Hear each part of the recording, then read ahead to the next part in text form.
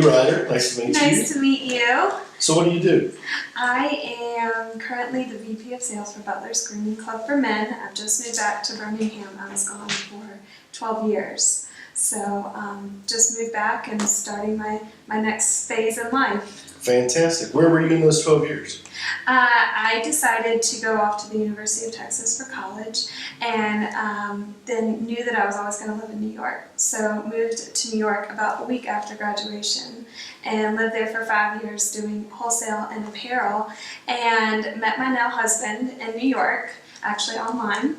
And he was from South Florida and I decided to follow him and fell into the art of shaving in South Florida. So I lived in the Boca Parkland area Sure. and decided that I was going to travel 50 miles to work every day to My Miami. goodness. That's a commitment. Yes, but it was a wonderful company. I worked for the Art of Shaving and we stayed there for about 3 years and didn't have to do much convincing to my husband to get him to move back here and now we're home. Fantastic. Yeah, and tell me what you do.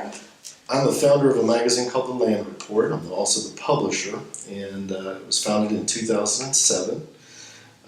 Been in the magazine business for ever since I got out of college, and I saw a real niche that was not being filled at the time in 2005.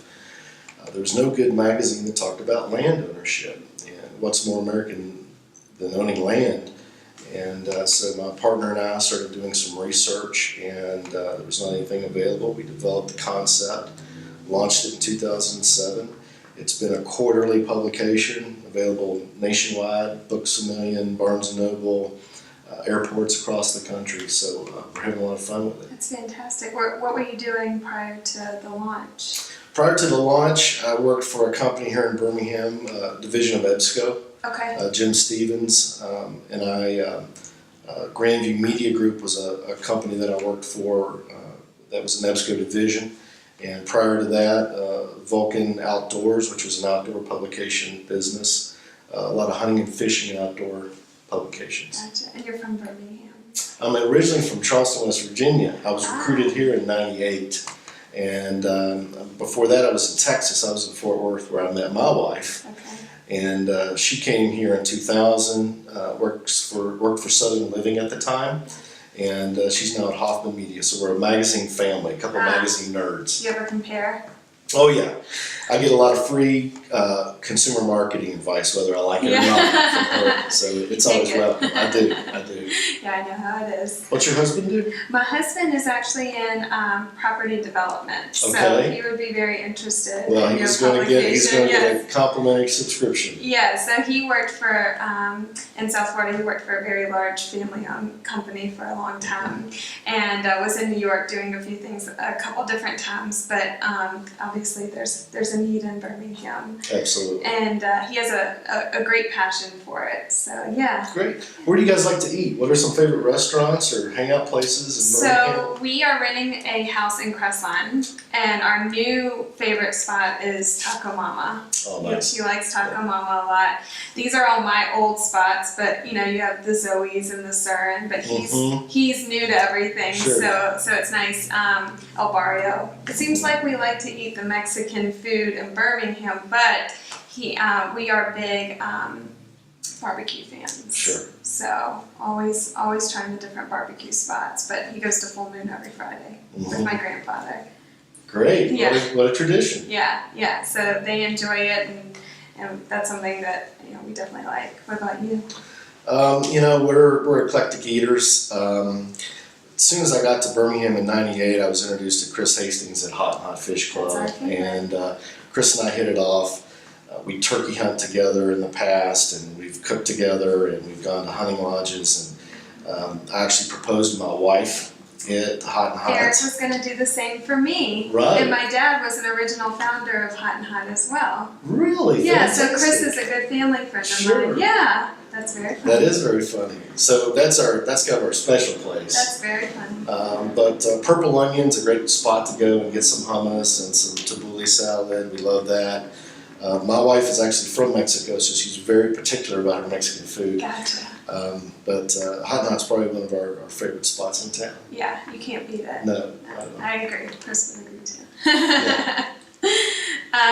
So what do you like to do for fun? I know you mentioned hunting. And... We've got we got a miniature pinscher named Paisley and a Jack Russell named Speck, and we go to different dog parks. There's where we live out in Trace Crossings. There's a great lake. We walk the lake a lot. We also go out and see some live music from time to time, and being foodies, there's a new restaurant in town. We got to be one of the first ones to check it out. So we do a lot of that, and we like to travel. We don't have any kids, so we take advantage of that, and we go out and we travel as much as we can. Yeah, I have a little, he's a little mutt, but his name's Frank, and he's like a Chihuahua Terrier mix, little 13 pounds. So he's getting, into his new parks in the area, Sure. and taking him running, and we're big movie people. So we like to go to the movies and restaurants and, enjoy the outdoors, being in Cresson, being able to walk Sure. around and meet people. And Yeah, that's something I do miss. Having lived in New York City myself. Yeah.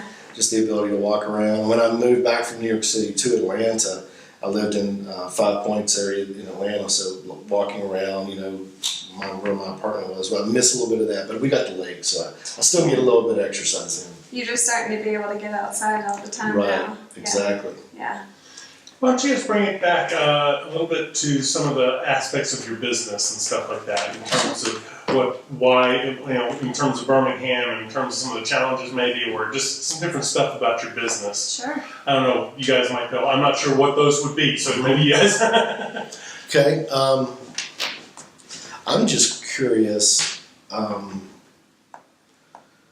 with the recent economy, how do, high-end services businesses, how are you seeing the comeback of that clientele, and are you very encouraged by it, and do you have any plans on expanding services or expanding locations or anything like that? So the men's grooming industry is growing, and it's a very large industry, and it's thriving because men are starting to come around to realize they can treat themselves just like the women have done so for many years. So men are starting to feel a little more comfortable, especially with a grooming club that's just for men. So we get a lot of times, okay, so it's just for men, right? There aren't any women there.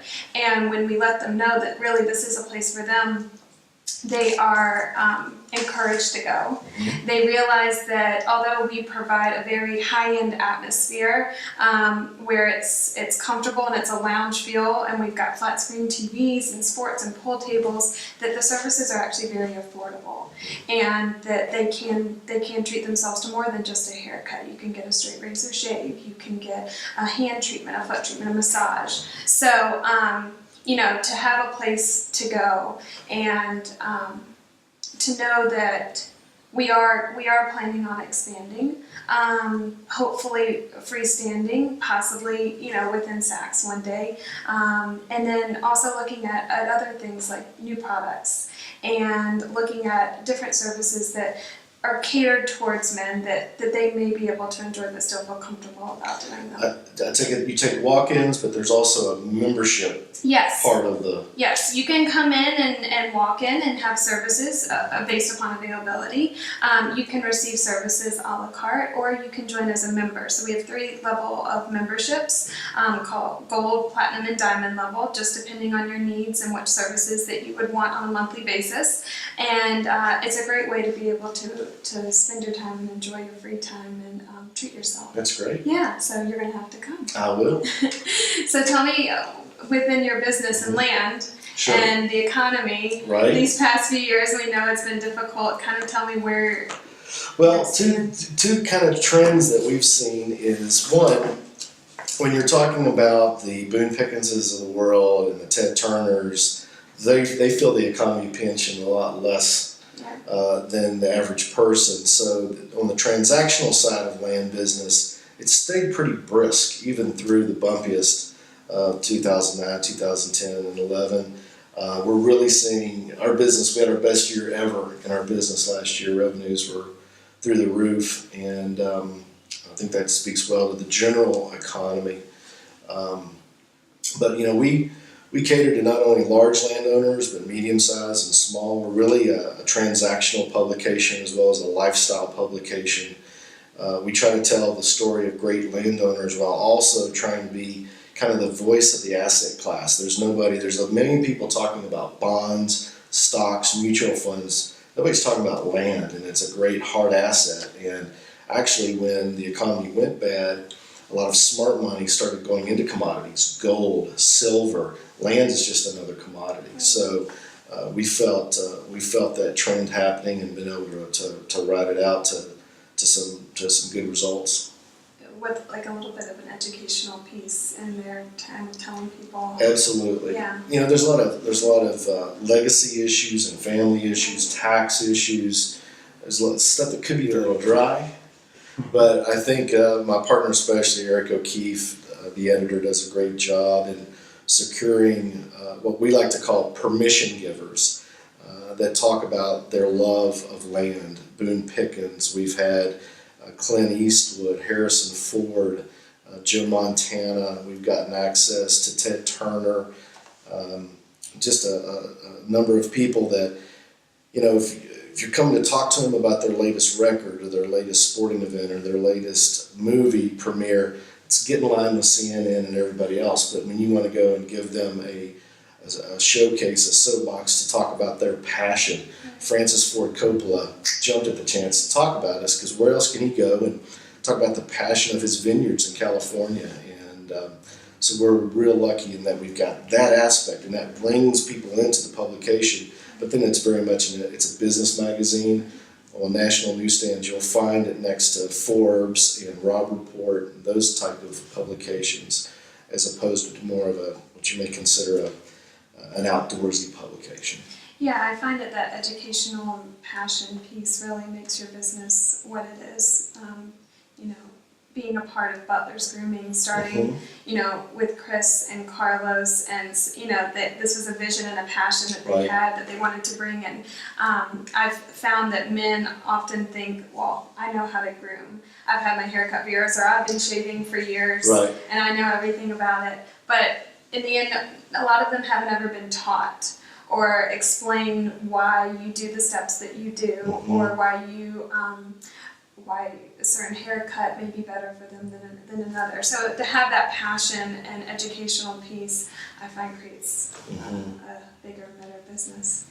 If Southern Living's here, you know. So how you got into publishing, something like that. Okay. So tell me how you got into publishing, because I know there's a lot of different publications in the South and in the Birmingham area, and how you kind of overcame getting into publishing here. Sure. Well, Birmingham has been a hotbed of publishing for a long time, with Southern Living and the Southern Progress, and developing the Land Report. Prior to that, since I've had it up and running, you know, I've had some great mentors in Birmingham. Don Logan, who runs currently BASS, Phyllis Hoffman with Hoffman Media. They do some superb women's titles and cooking titles.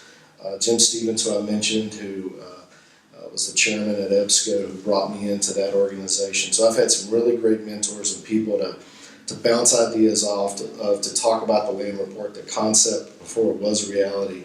And I'd really like to thank those folks. They were a big help. Oh, that's great. Yeah, good.